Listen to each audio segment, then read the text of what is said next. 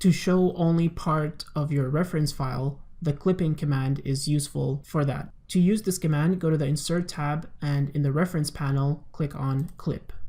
Now in here, you're going to select the objects to clip. So in my case, I'll select the reference file here and I'll say New Boundary. Now select the shape of your clip and you're going to draw a rectangle or a shape around the area that you want to clip.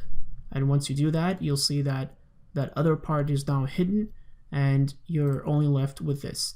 Now by selecting this rectangle, you can actually adjust it to include some other parts of your reference file.